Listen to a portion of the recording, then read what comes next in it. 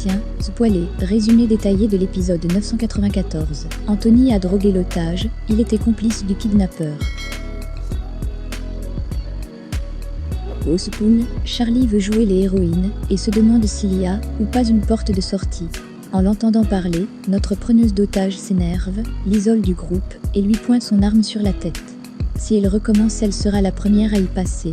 Charlie va se rasseoir. Le choc pour Audrey. Alors qu'elle se rend à ce qu'elle croit être sa nouvelle maison, elle apprend que cette dernière n'est pas à louer. Le propriétaire y vit avec son épouse. Elle a été victime d'une arnaque sur Internet après avoir effectué un premier virement, caution plus 1 mois de loyer.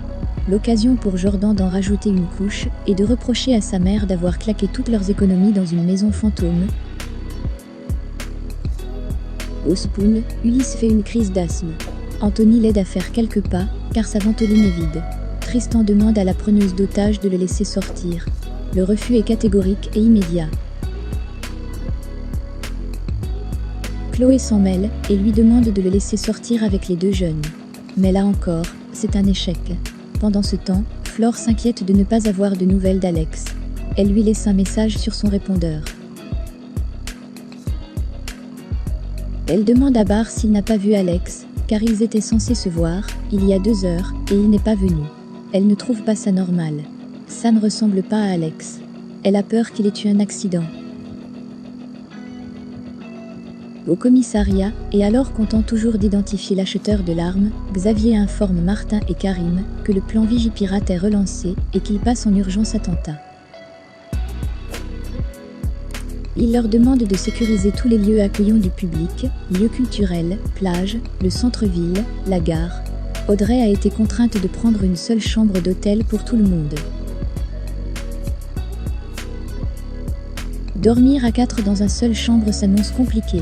Et bien sûr, c'est encore Jordan qui se plaint le plus de la situation. Audrey ne désespère pas de trouver un logement rapidement, surtout si sa patronne lui accorde une avance. Sur le bateau, tout le monde danse, enfin sauf Timothée qui demande à ses petits camarades de baisser la musique, car il n'arrive à se concentrer pour lire malgré son casque anti-bruit. La seule chose qu'il ait envie, c'est de rentrer. Et c'est d'ailleurs ce qu'ils finissent par faire. Tout le monde est ravi sauf Timothée, qui veut rentrer chez lui. Une fois à quai, Dorian s'inquiète lui aussi pour Camille, qu'il n'arrive pas à joindre. Nouveau coup dur pour Audrey. Après la maison fantôme, la boutique dans laquelle elle était censée être embauchée est fermée définitivement. Une vraie journée de merde, mais Audrey ne veut pas renoncer. Elle a connu pire, et va trouver une solution. De retour à l'hôtel, elle avoue aux enfants qu'ils ne vont pas pouvoir tenir longtemps comme ça, mais qu'elle entend se battre pour eux. Alors que Christelle s'inquiète de ne pas avoir de nouvelles de Sylvain et de Charlie, il se passe quelque chose au Spoon. La preneuse d'otages demande à Anthony et Sylvain de préparer des sandwichs. Et alors que Sylvain part se laver les mains, Anthony verse quelques gouttes d'un produit dont on ne connaît l'origine dans la mayonnaise. Tout le monde perd connaissance sauf Anthony, qui n'est autre que le complice de cette prise d'otage.